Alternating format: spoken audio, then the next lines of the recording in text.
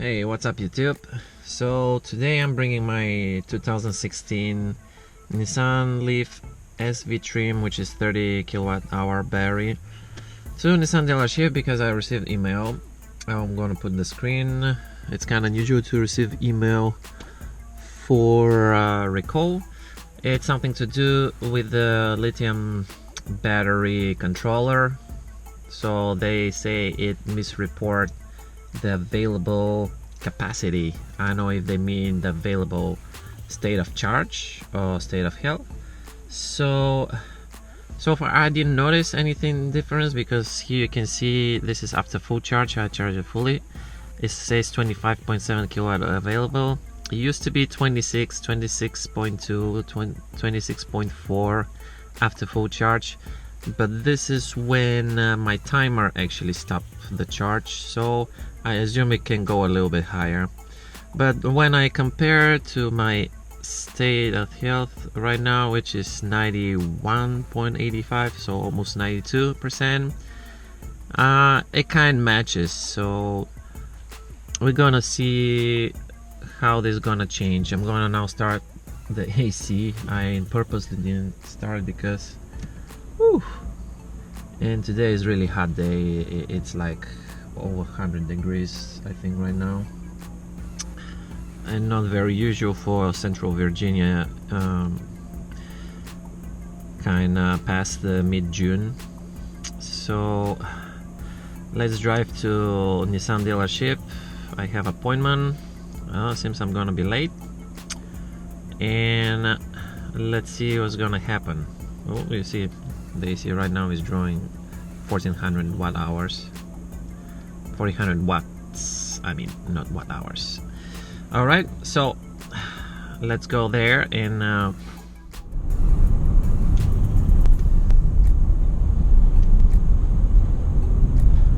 right, now I'm about to make here like a right turn, and then I'm taking the highway. And usually that merging to highway, because most cars coming at least at 70-75. The speed limit is like 65, but of course nobody's with the speed limit.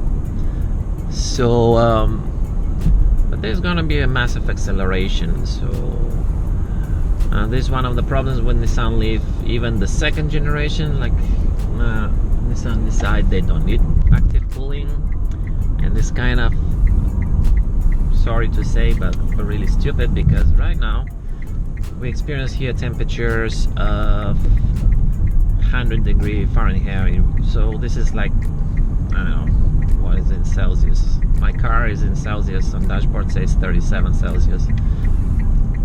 If we assume it shows the same.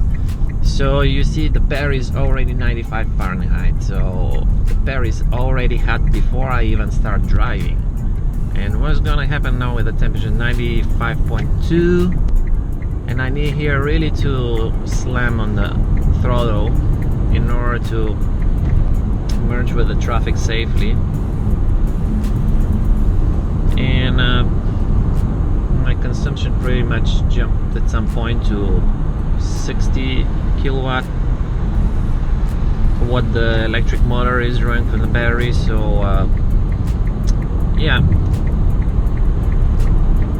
it's really kind of, I don't know how exactly Nissan were planning the Nissan Leaf lease or owners, how exactly they're supposed to use this car, as you're supposed to use it as a normal car. And seems if you want to drive it, and don't get me wrong, I really love my Nissan Leaf. I'm just not sure my third electric car if it will be Nissan, and not because I'm so disappointed, because I'm assuming Nissan will come with the third generation or the 2019 second generation Nissan Leaf. I hope they're gonna finally feature that active cooling, because it's not something they haven't done. There's an electric version of NV200. It's a minivan. which for some stupid reason, of course, is not sold in the United States. It is sold in Europe, as initially with a 24 kilowatt hour battery. Now it's sold with a 40. Rumors were saying it will be available in the United States when the 60 kilowatt hour battery become available from Nissan. So something like 2019, 2020. But I'll tell you what, by 2020 my lease on this 2016 Leaf will be over, and I'm most likely, hopefully everything with Tesla is going even better than now, and I'm planning to invest in Tesla Model 3, just for the reason they don't sell you just an electric vehicle, and it's not any other vehicle, it's Tesla, but it's the charging network what makes sense. Because right now this car serves me perfect for around the city, like even with the highway driving, it's still giving me close to 100 miles range, because it's not always like 70 plus miles per hour driving. Right now I'm 72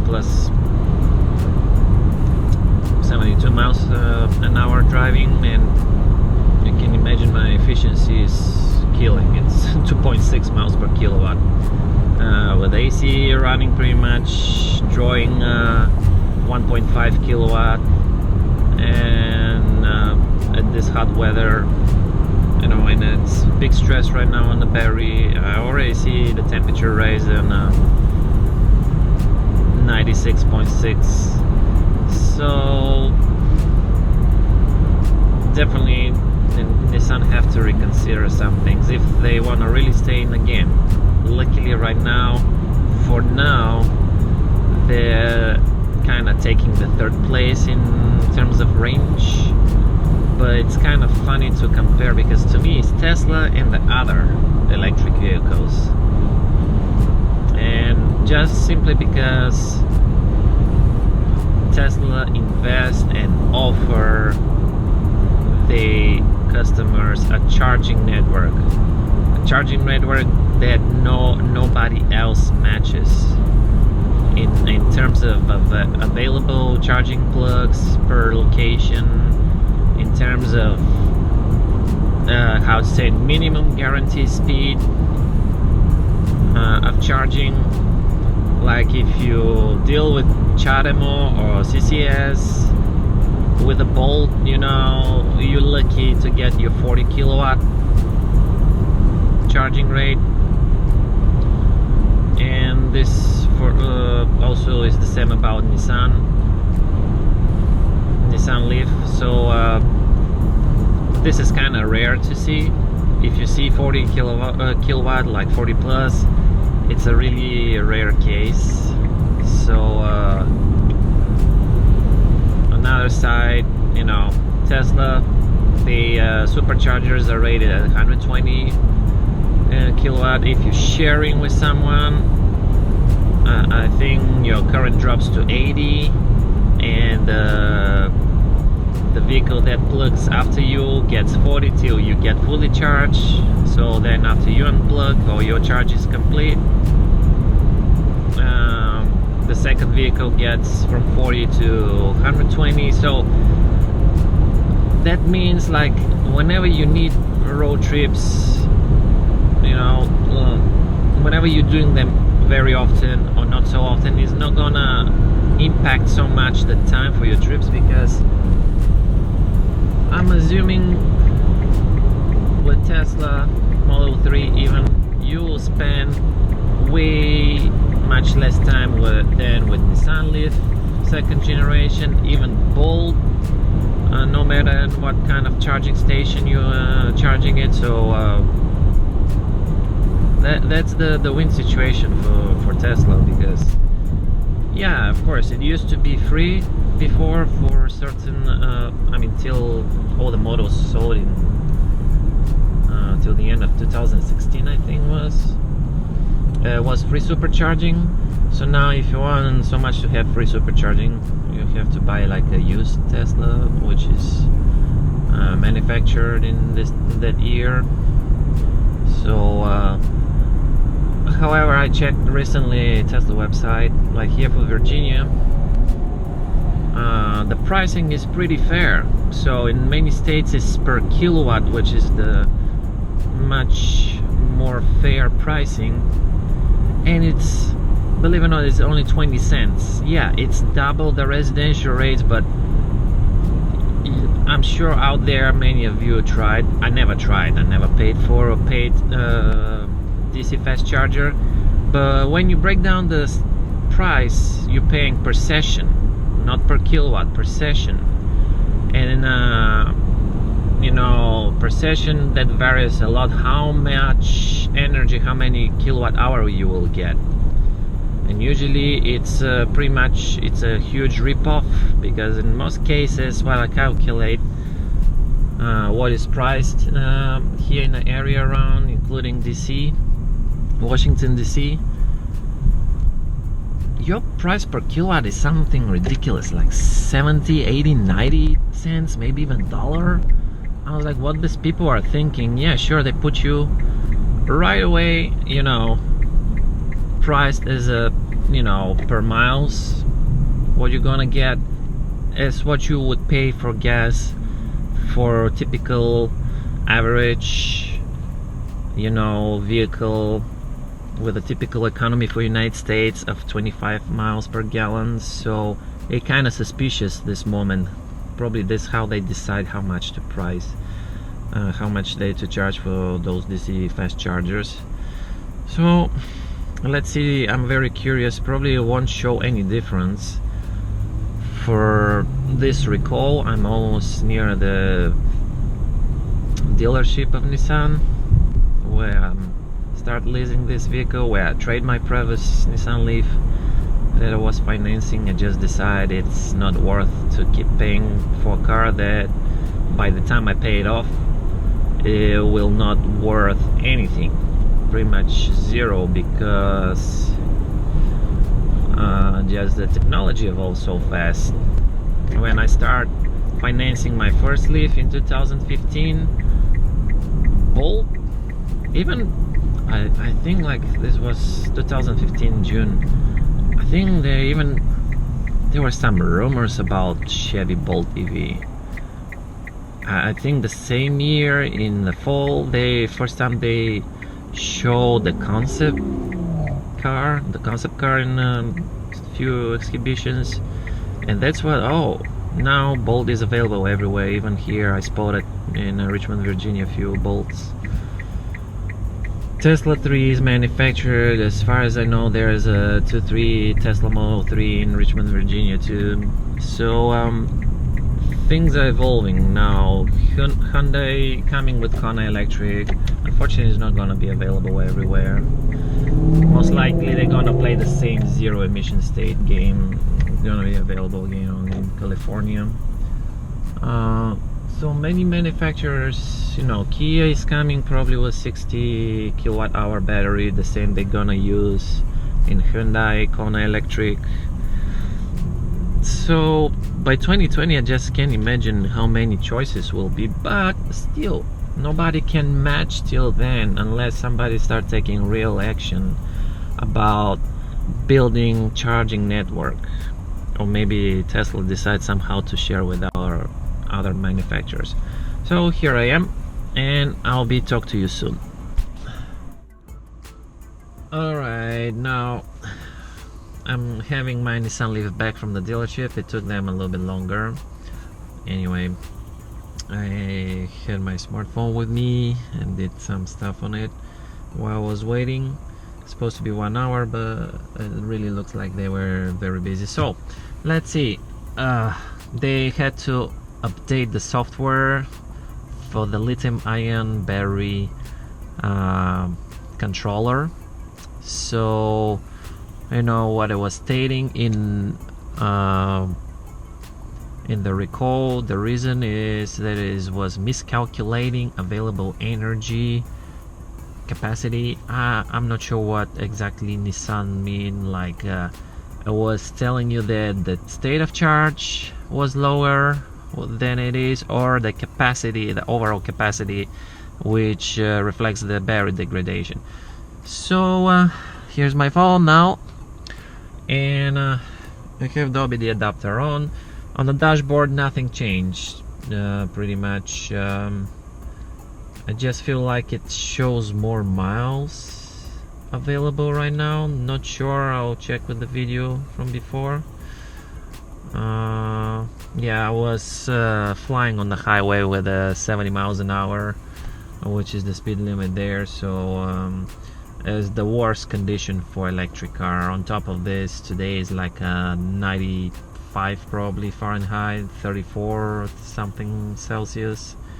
So this wasn't helping either, since you know. So let's see now. So you can see what's going on. Okay, 23.1 was remaining when I arrived here, and when it's connected, probably it's going to be lower because, oh, that's interesting. Actually now reports about 500 watt hours more available in the battery. It's yeah, it's a really interesting moment. It seems like it really was misreporting with a half kilowatt. Yeah, didn't expect that, because you saw before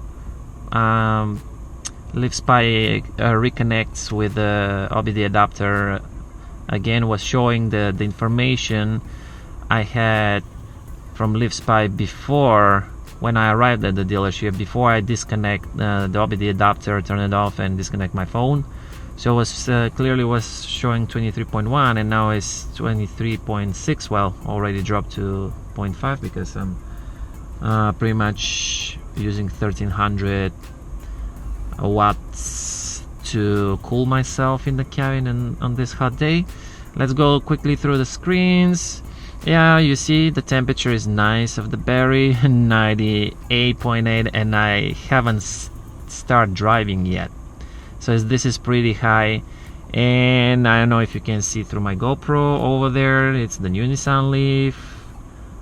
Looks cool. I did a quick review of it because there's so many reviews out there, but I'm sorry, Nissan, without cooling, it's just a huge deal breaker. And already the battery is hot because the ambient temperature is pretty hot. So if I drive on highway, or even a little bit faster, or just by the regular driving, the battery is gonna be heating up a little bit more, or even more now, because technically it would try to exchange with the ambient temperature in order to passively cool down the battery. And there's no actually system like this. There's no even like air cooling for the batteries, if there's such a thing. So okay.